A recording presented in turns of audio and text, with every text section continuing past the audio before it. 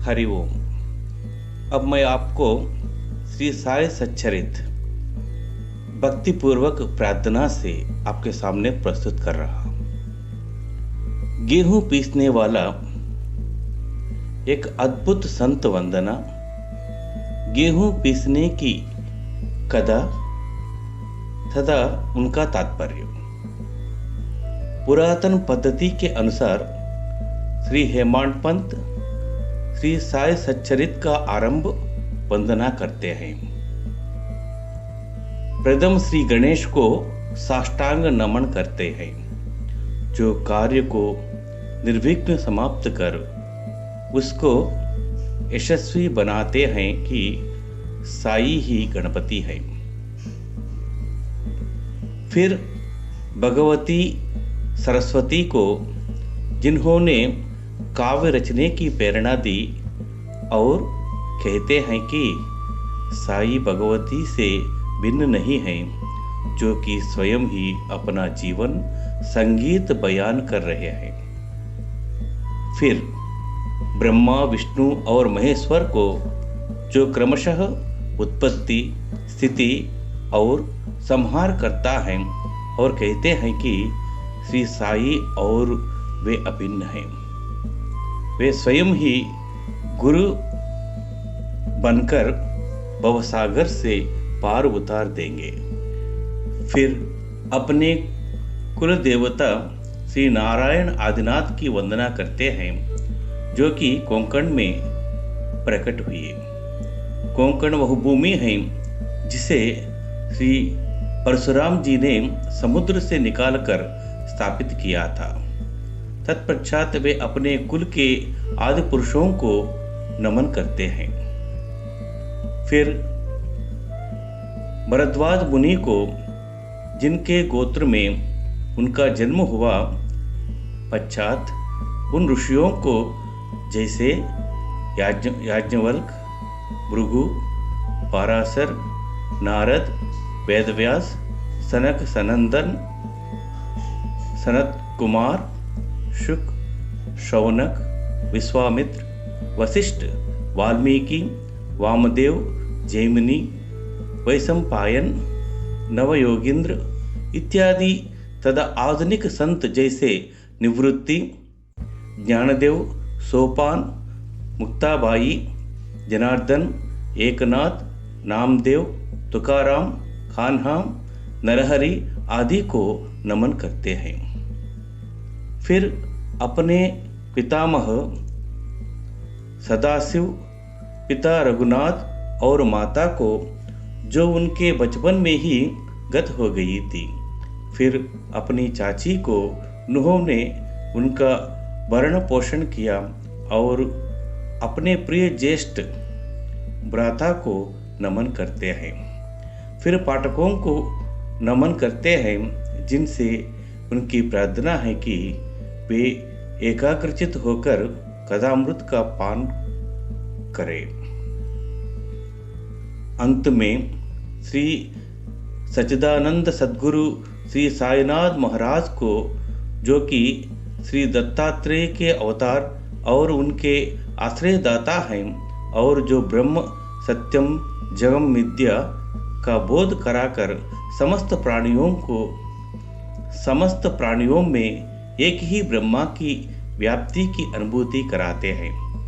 श्री पराशर, व्यास और शांडिल्य आदि के समान भक्ति के प्रकारों का संक्षेप में वर्णन कर अब ग्रंथकार महोदय निम्नलिखित कथा प्रारंभ करते हैं। गेहूं पीसने की कथा। सन 1910 में मैं एक दिन प्रातःकाल श्री साई बाबा के दर्शनार्थ मस्जिद में गए। वहाँ का विचित्र दृश्य देखकर मेरे आश्चर्य का ठिकाना ना रहा कि साई बाबा मुंह हाथ धोने के पश्चात चक्की पीसने की तैयारी करने लगे। उन्होंने पार्श्व पर एक टाट का टुकड़ा बिछा, उस पर हाथ से पीसने वाली चक्की में गेहूं डालकर उन्हें पीसना आरंभ किया। मैं सोचने लगा कि बाबा को चक्की पीसने से क्या लाभ है।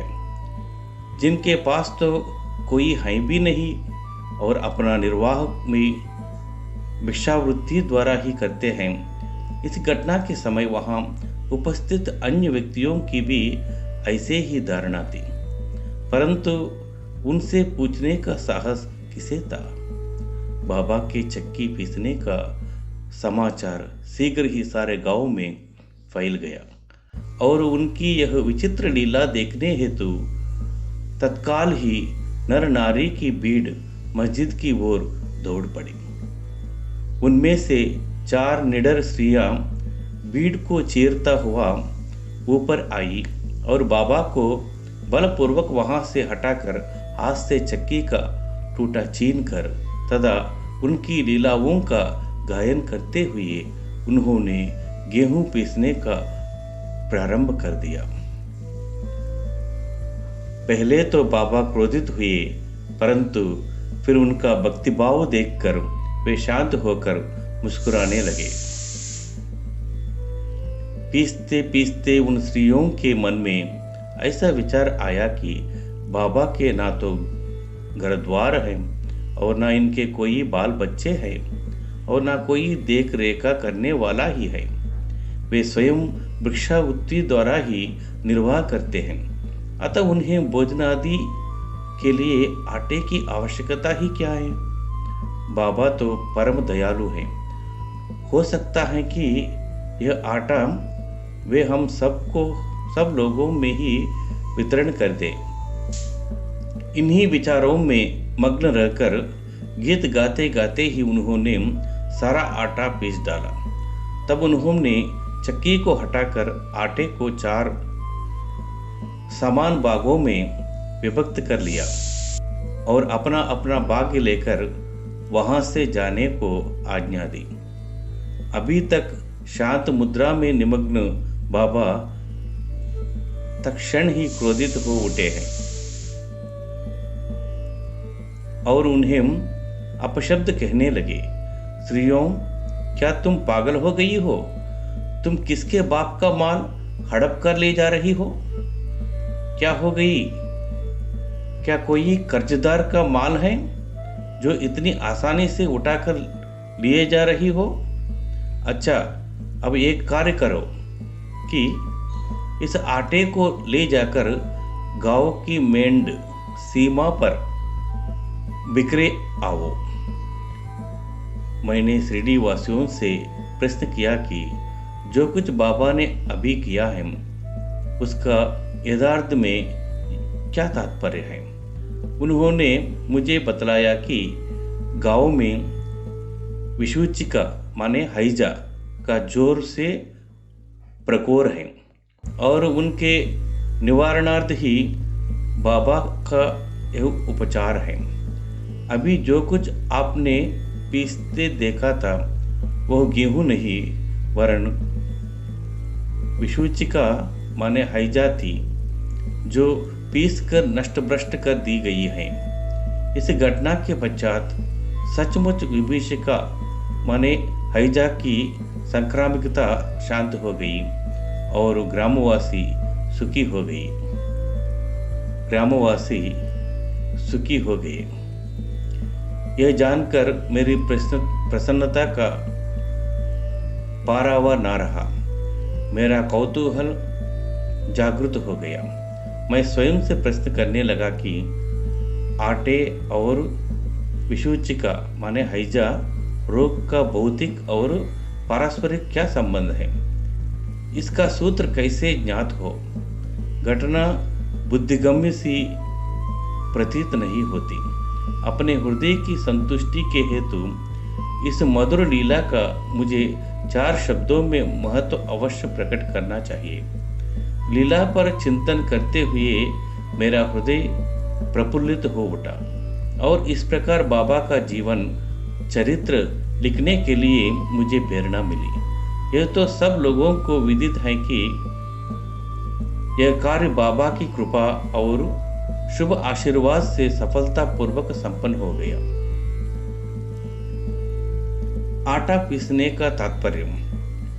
शिरडी वासियों ने इस आटा पीसने की घटना का जो अर्थ लगाया वो तो प्रायः ठीक ही है, परंतु उसके अतिरिक्त मेरे विचार से कोई अन्य भी अर्थ है। बाबा शिरडी में 60 वर्षों तक रहे और इस दीर्घ काल में उन्होंने आटा पीसने का कार्य प्रायः प्रतिदिन ही किया।